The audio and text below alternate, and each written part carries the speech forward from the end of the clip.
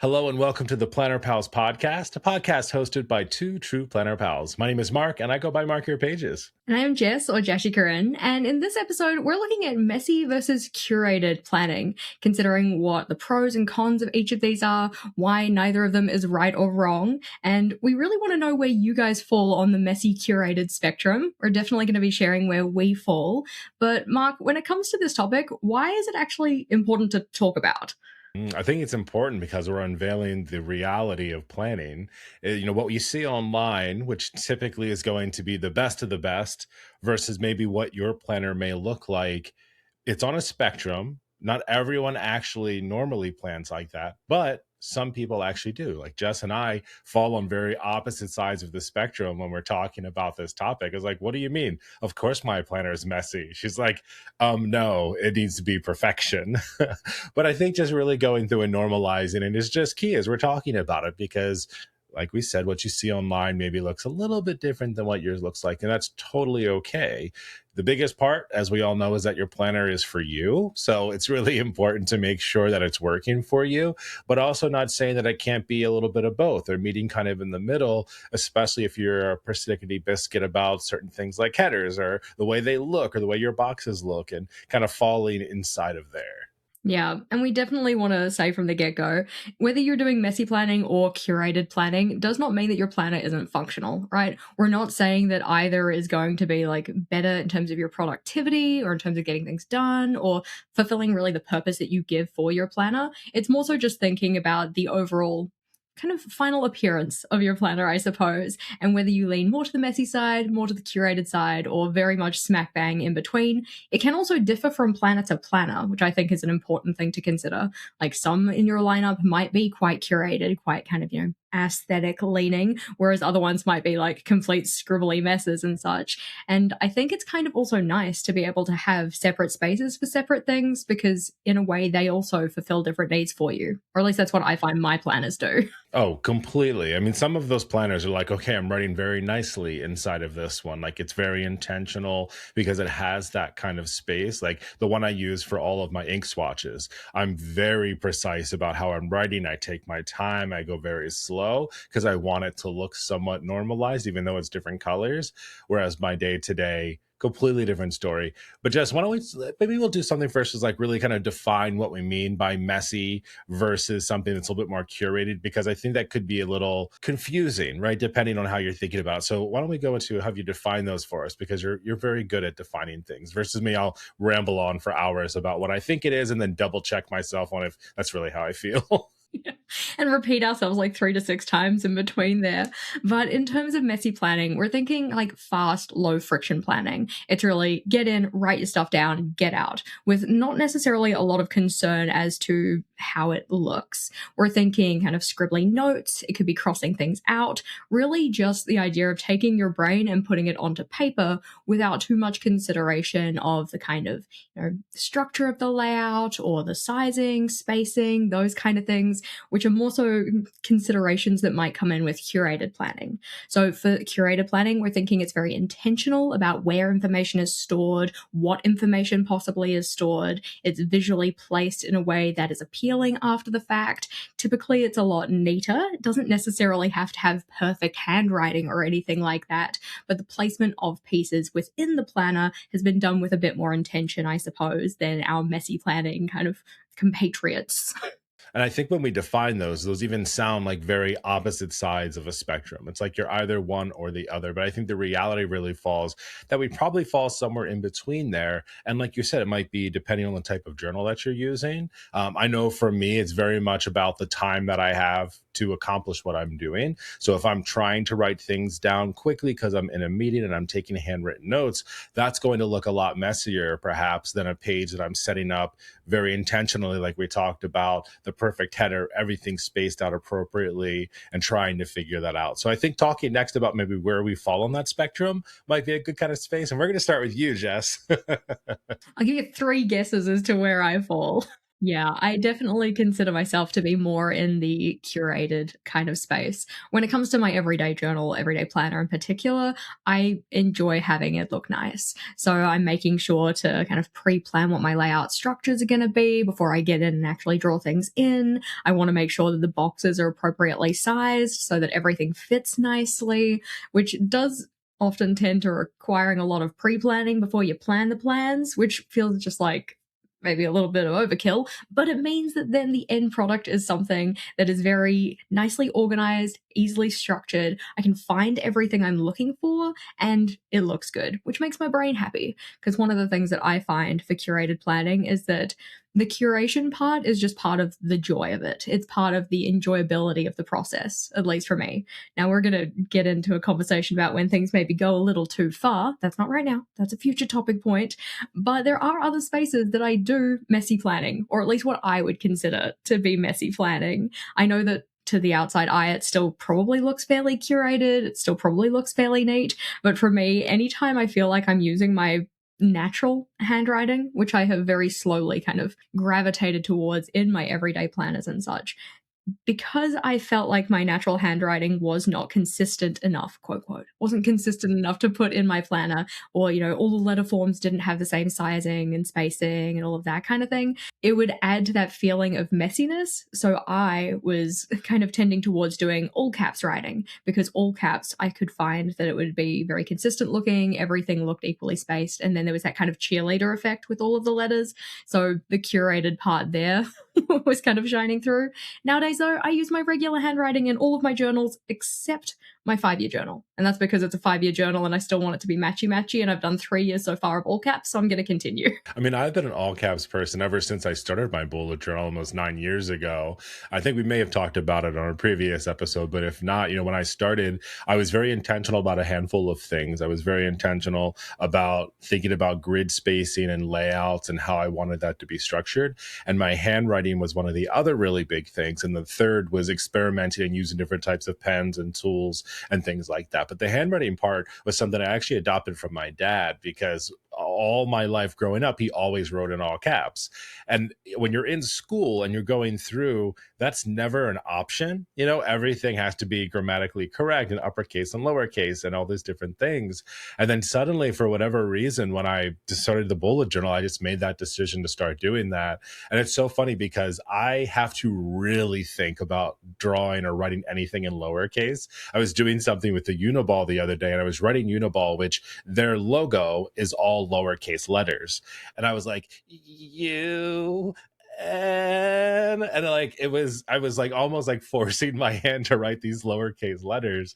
It's just impossible for me sometimes. So it's just really funny how my handwriting has kind of changed in doing that. But I feel similar to you, not because it looks matchy your uniform. For me, it just is like that's how I'm writing. And it's odd for me to go and do something different, but I also really love the way like some people write in like the squares. So like say you have like a line grid square page, they write like each letter inside of each one of those squares. And I've always loved the way that's looked, but I could never accomplish that. And so I'm just like, well, all caps looks better in something like that too. I've seen some really beautiful lowercase letters in there too, like that. But it's just like you see those things and you're like, I'm gonna try that and I'm gonna try to do that. And then like either you're really good at it or I feel like you're really bad about it. But like adopting those things in your journal or making a decision, I think is an important part of it too, because that really kind of starts to guide the direction and can be curated without like overly curated to like a entity degree where like you forget for a second that you said you were going to do that and you're like burn this to the ground. Yeah, definitely. I think that for me, when it came to writing in all caps in my journal, it was very much one of those as seen online type things. The main creators that I was seeing creating bullet journal layouts and such used all caps in theirs. So when I got started, I'm like, okay, well, this seems to be something that is common to this system. So I will do that too. And then because of that cheerleader effect and the letter forms looking nicer with just writing in all caps, I figured I'd just stick with it. Mainly because my regular everyday handwriting, if I am not kind of like consciously aware of what I'm doing, the italicization of it will change, and that lack of uniformity across a page will give me the heebie jeebies.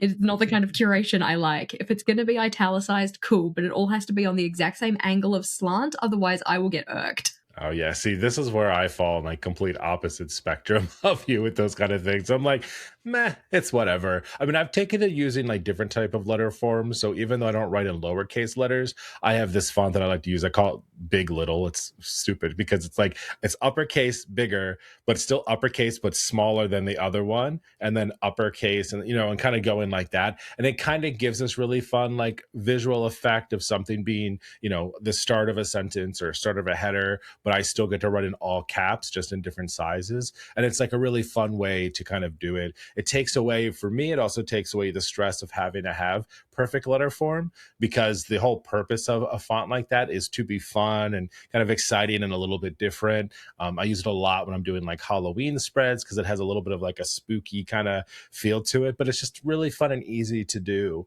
with something like that. So I find that over time with my letters, again, I'm not overly worried about every header looking the same. But I also personally feel like I let go a lot of that like curatedness when I started using fountain pens and different inks and different nib sizes, because every single week looked different. So no longer do I have probably maybe my first 3 or 4 bullet journals are all in just black ink.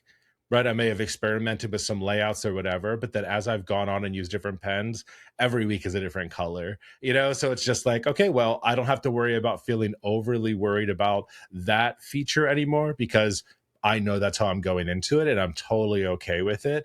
It's definitely weird flipping through notebooks and being like, all black, same font. And then you get to the ones like all different sizes, all different colors. Look, Mark went a little crazy over here. Oh dear. So I guess we could probably safely bet that you would consider yourself more in camp messy. Yeah, I think if you're looking at that scale where you have, messy over here and you have, completely curated on the other side, I'll say I'm messy leaning, maybe, because I do enjoy a curated page. I think when I set up my bullet journal spreads, for instance, for the week, it's very set up nicely. I'm measuring things. I have a straight edge ruler. I'm using certain pieces. I want them to look nice. I think the only time where I start to get like a little okay with the messy is when I'm using stamps. And those just innately, you have wet ink and things can happen and you don't put them on straight. And at first that really bothered me a lot. But then I just started to just say, well, that's the personality of stamps. Sometimes it's perfect. Sometimes it's, cockeyed one way. Maybe got a fingerprint over here. So I think for me, it's just been like slowly introducing myself into being okay with it. Especially when I'm writing notes. I use my bullet journal for work almost exclusively. So when I'm writing things and handwriting notes, I can't spend the time making sure every single letter is in line and perfect. If I write something wrong, I'm not grabbing the correction tape and going over it and then rewriting when it's dry. Just crossing it out, I keep going with it. I mean, how many times I spell things wrong and I'm like, oh, I'm missing an E, and I like draw a little E in between like some of the letters. No one cares. No one's seen my nose, but like to me, I know it should be there. I should learn how to spell, basic words. But I think like those kind of things, just it being more of a functional, usable journal. I don't care really kind of what it looks like when I'm into it. And to me personally, that just is more fun. I think it's just a really easy way to go about it, whereas less about, again, the visualness of it. And I also think it just looks like a really well used journal page when you're done with it, when it's just full of ink and everything else. Like I feel productive when I see pages like that. No, that's very fair. And I think it is also good to note that, like, just because you lean camp messy or lean camp curated or whatnot, does not mean that your journal is not functional, does not mean that your journal isn't working for you. But sometimes when we do see people who are, primarily sharing one type or the other, it can lead us to question, am I actually doing this right? Like, am I actually a real planner, or have I gone astray somewhere? Am I doing something wrong because of that? And I think that social media in particular has a big role in this. The idea that the things that do get widely shared or often kind of like put right in front of our face are those things that possibly just look a little more curated. They have that kind of visual appeal to them, especially if we're thinking places like, Pinterest and Instagram and such.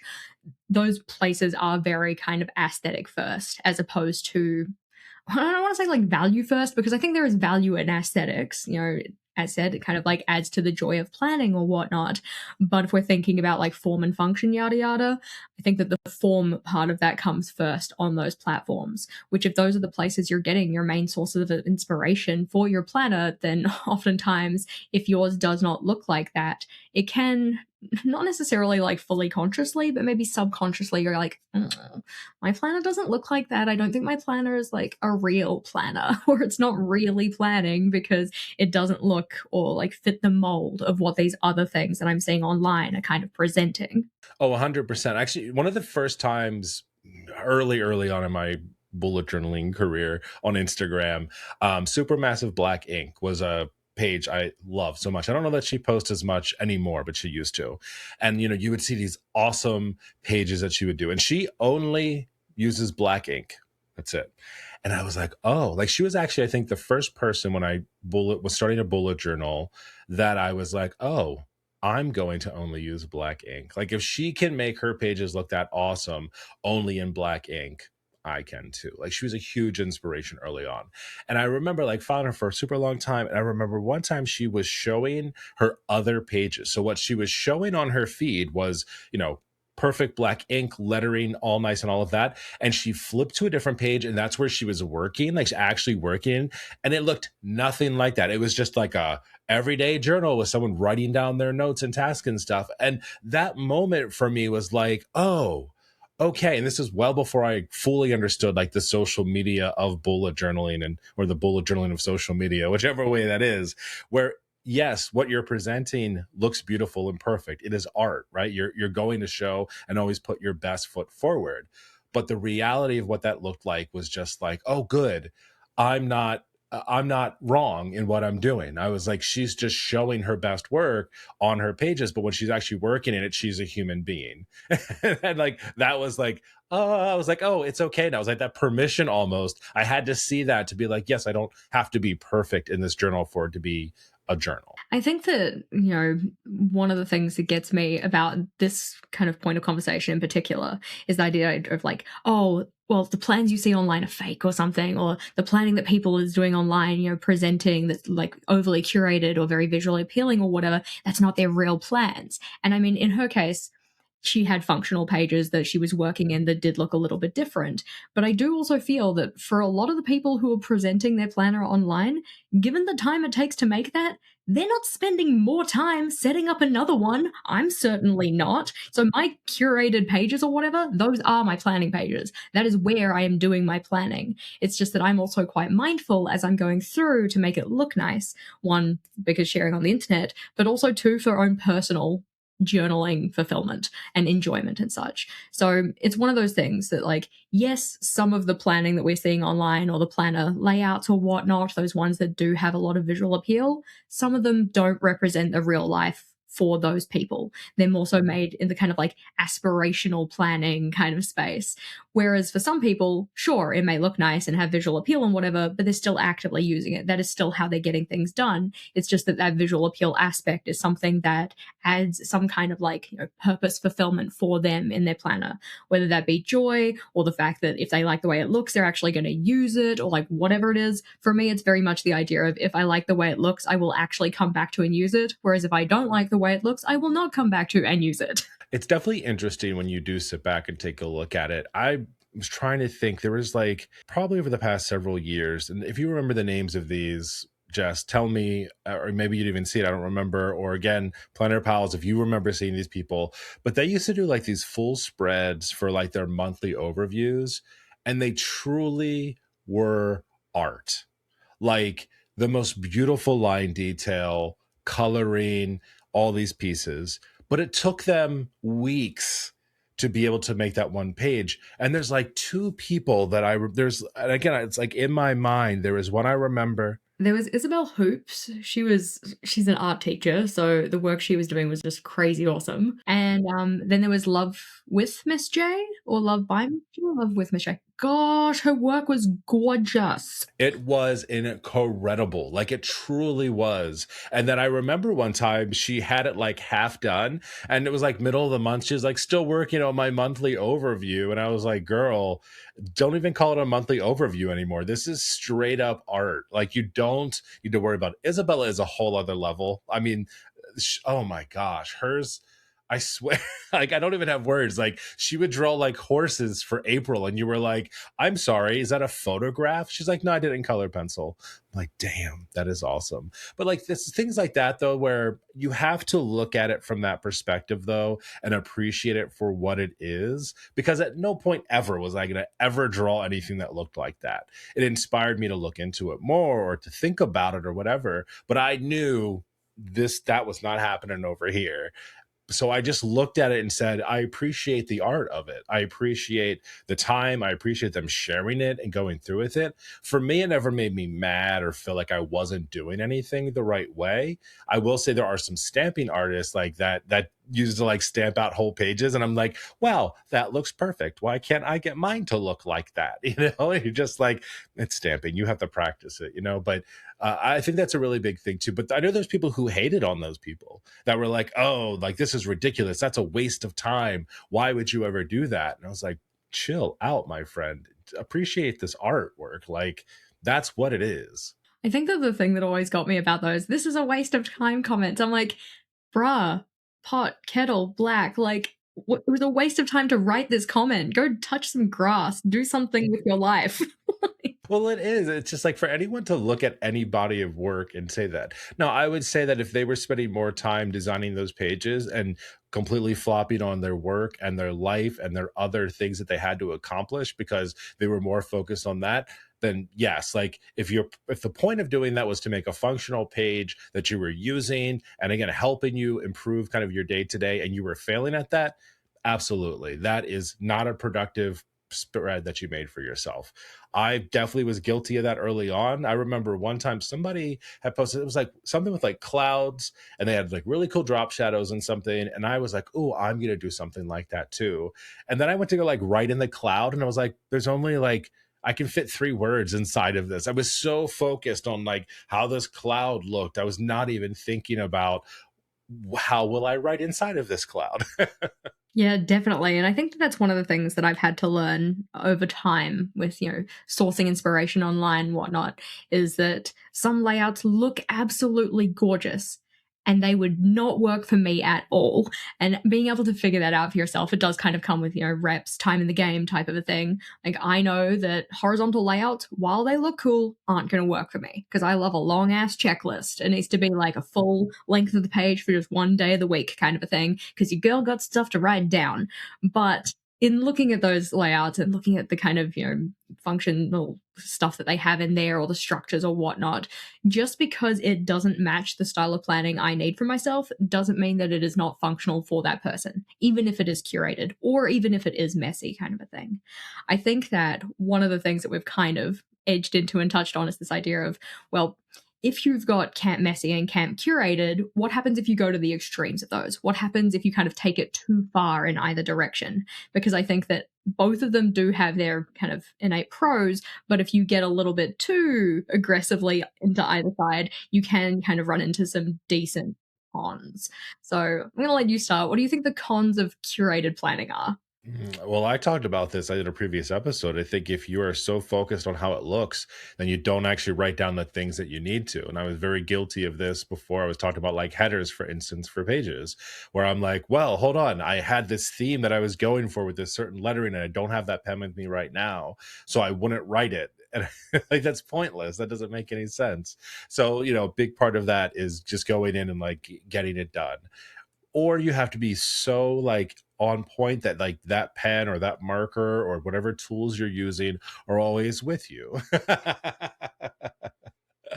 So I think for from my perspective, that is kind of it. I think if it's holding you up from writing things down and kind of getting into it, it can cause more of a mess. If you're like, oh well, I can't write this in my notebook, so I'm going to write it on this scrap piece of paper, and then you lose said scrap of paper because it's not attached inside of your notebook. Well, that's completely defeated the purpose of what this planner is for, or that type of planner, if it's one that you're writing in often. Like you said, if you have an intentional planner that is there to help you, be intentional, to help you focus on a skill, to do something like that, that's a different story. um I can't really think of any other negative other than really just kind of it holding you back from doing things. I don't know if you have any examples as a curated planner yourself where you've had a little bit of a can't move forward moment. Yeah, no, I think that you've kind of hit the nail on the head with most of it there. It's that idea of just like fueling perfectionism, I feel like, is a big one. It's like if you turn your planner into such a curated space where if things don't look a certain way or you don't have the right pen or something like that, it can kind of just build this almost avoidance for being able to use your planner or your journal or whatnot. Because if you can't do it right, you're not going to do it at all, which is definitely a problem area. I also kind of find that sometimes, depending on the kind of layouts you're going with, and if you haven't very intentionally picked your layouts, or if you're making it yourself, drawn them up in a way that is going to match your planning style because you've just done it for an overall visual, then sometimes you can have like missing details. You might not be able to add all of the things in that you need to. You might not be able to, I don't know, just jot down a quick note or something that's going to be important for future you to remember, but you tell yourself, "Ah, I'll just remember it," because there's nowhere in your kind of very laid out, structured setup for those kind of like quick drop note type things, the stuff that you can't necessarily predict if you are or aren't going to need it. You can also get into the realm of like performative planning in a way if you're very, very caught up on that idea of the curation of the information and, making it look visually appealing or whatnot. Are we doing this in such a way that it is going to fulfill the purpose we've given for the planner, or are we just doing it because it looks good or the kind of like visual aspect of it is appealing in some way? That's probably what kind of worries me the most. What I get worried about in terms of my personal curated planning is the kind of time taken to pre plan a structure before I put it into my planner, to then write down my plans, to then go and execute on the plans to get the plans done. That's the part that worries me the most. I had an instance the other week where somebody was sharing some information with me, and I was like, "Oh, I need somewhere to put this, but there's nowhere on my current weekly to put it." And it didn't occur to me that I could just, whip out Notion or whatever and jot it down into my notes book over there. At the time, I wasn't at a computer or whatnot, but I kind of had this panic moment like, "Oh my gosh, I feel like I need to write this in my planner, but I don't have anywhere in my planner to write this. So then I can't write it in my planner. So do I just remember the plans? Because I'm not going to remember the plans, but I don't have anywhere in my planner for it." Spiral, spiral, spiral. Yeah, it didn't work out well for me. So we've talked about the negatives of curated. Well, I shared what I think it would be. So, Jess, as a non-messy planner, what do you think are the big negatives for that type of approach? I think that in thinking about the negatives of messy planning is mainly kind of like, Jess, what are your personal reasons for not messy planning? And for one, it's just mainly the idea of being able to reference things later. When it comes to messy planning, I find that when I start to lean messy, I usually get too messy, and then trying to find information after the fact becomes very difficult for me. Either that, or because I'm just jotting things down very fast and very scribbly or whatnot, I often won't be as intentional about what information gets added there, which means that then really key important things can get lost in a swamp of everything else because it was also quick and easy to write down. Like, yes, frictionless, writing things down quick, love that. But then actually being able to go and use that information after the fact becomes kind of difficult. I also find that with the messy planning, because there is such a joy and a kind of appreciation of things that are visually appealing, I will come back to things if they are visually appealing. If it's scribbly and messy, I feel it's very disposable, and thus I won't come back to it and actually reference the stuff I've written down. So it might give me kind of instant relief about being able to get things out of my head and onto paper or whatnot, which could be a benefit. But in the long run, actually using the information, coming back to it and such, I won't be inclined to do because I won't want to work in the system when it looks too chaotic or not laid out in a way that kind of works later for future Jess's brain. Interesting. Yeah. So I would say like my resolution for that in my case, because I've kind of been a little all over the place, is utilizing my index pretty hardcore with those special ideas. Because a while back, I always thought like entry into my index had to be an entire page of content. And what I've realized over time, especially with the way that I plan, because I don't always have a dedicated page for every idea, because maybe it's not that many grouped ideas to be a collection page yet, is I will start writing those things or those ideas into my index, because I also felt like my index had to be perfectly curated with like exact lines and numbers and all of that. And I'm realizing again more and more over the years is like it is more important to be able to find that information again than worry necessarily where it falls in line. I sometimes will skip pages in my journal, especially if like I've had like bleed through or something that just doesn't look great for my next page. And then I will come back to those for like messy notes or something like that. And then I go into my index and I'm like, oh, I have page, whatever through 20 right now, but the page I skipped was on page 15. And I'm like, but I'm like, Mark, that's not what this is about. It's about the topic and where to find it. So that for me has always been a really important part of planning, is that if I have an idea that I'm looking for or trying to keep in my mind, regardless of how the rest of that page looks, I'll be like, oh, this topic was on this page, just a part of my weekly page, but just to be able to reference it again. But I understand what you're saying about it. But I feel like the counter to that is to be a little bit more organized about how you keep your journal. And then that way you don't have to worry about it being on a perfect page or a perfect spot when you go into it. You can just write and then come back to it later. Excellent. So curate your mess. I've got it. Can do it. There you go. That's all you got to do is, think about it that way. Everything can lean curated if you really want it to.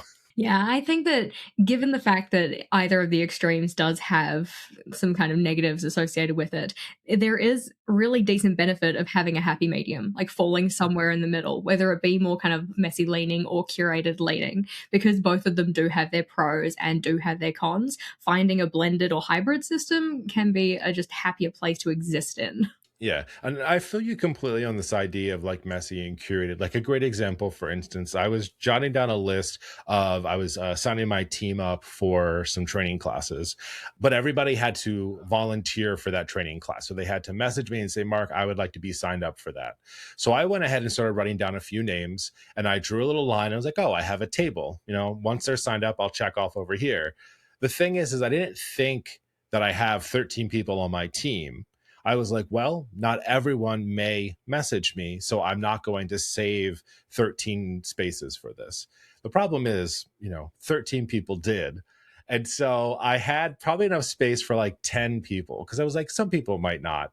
And then I had to like go a bit beyond that. And I had already written notes below this little like mini chart that I made. And I was like, now this looks ugly. But I was just like, it's okay. Like, yes, would I have preferred that it looked really nice because I spent the time to be like, oh, names and checked when it's done? Like, yes, it would have looked very cool. But at the end of the day, I just made sure that the people's names were there and then I signed them up for it. But that was a moment where I was like, I should have taken a beat and I should have just said, okay, Mark, what are the possibilities with this? I didn't want it to hold me back because again, I was in the moment and doing it. I wasn't truly really worried about it. But like that, I think is a great example where like I should have just waited a little bit and curated like that little piece, a little bit of my notes, and it would have just like fulfilled me a little bit more. I'm fine with it. It worked. It did its job, but I would have liked it to be a little more perfect. Yeah, whereas if you're someone like me, you would have held off until you had all the information before you made the table, which doesn't necessarily help you in the moment, though, does it? Because then you're kind of like kicking work to future you who already has enough problems. Like future you doesn't want you to pile on. Stop piling on future you. But I do that very often when it comes to my planning and making things look and kind of like encapsulate all the information possible, which I mean, I guess this is just one of my biggest weaknesses is feeling like I have to have all the information before I can take action on things. And that does definitely manifest in my planning and my layouts and such. In thinking about setting up for a new month or whatever, one of the things that I like to do is put in project collections or effectively just checklists of stuff that I need to do in order to reach certain goals or work on certain projects or whatever else.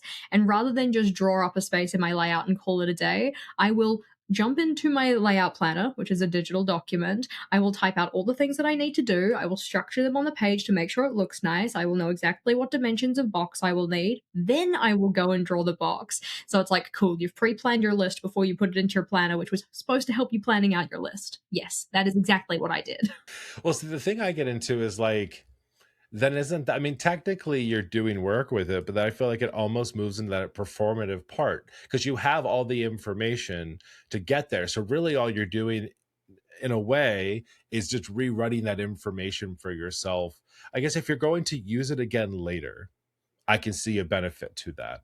But I think it's like when it's in the moment though, that you're just like, well, wait, in my instance there, if you're like, okay, well, I need to have everyone's name and know they're going to sign up before I make this chart. But for me, it was I need the name and I would just sign them up instantly. I wasn't waiting for like the full list to then do it. So like it wasn't helpful necessarily in that part. But then I would have felt like, well, I already did all the tasks for that. So why am I going to come back and rewrite that inside of my journal if I've already done it? The point of it was the checklist.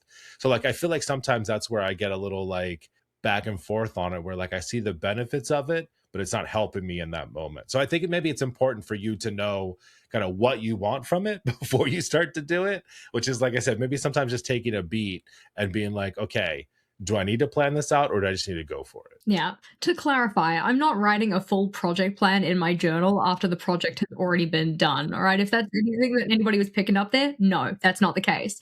It's also just making sure I know exactly what goes on the list so that then I can plan the layout so it will accommodate the full list, as opposed to putting in a section that I think will accommodate the list and then finding, oh, actually, you needed like 2 columns for this, or you only needed 1 column for this. One instance of that I can think of is when I was making a guest list for my birthday celebration. I drew in the amount of space I was actually going to need for the number of guests I was inviting. And then I just had this like weird, awkward space below it. And I'm like, well, what do I do with that? I, I got out a sticker, put it over the top, and made the box longer, even though I had no intentions of inviting more people. I just wanted to fill the space up so that it looked nice. So we've got this long ass box with 4 guests. Solid.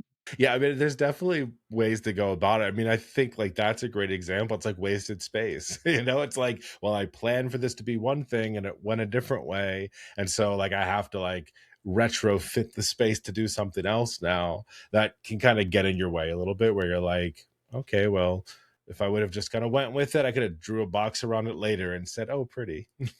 Exactly, but it's all good. I think it's one of those, like, it's a process that you learn over time, and I think that throughout my, I don't know, planner history or whatnot, I have tended more into the curated space. I have tended slightly more into the messy. I think in terms of the messiness of it, the only things that I would consider messy in my everyday journals and such are layouts that I made that I didn't like.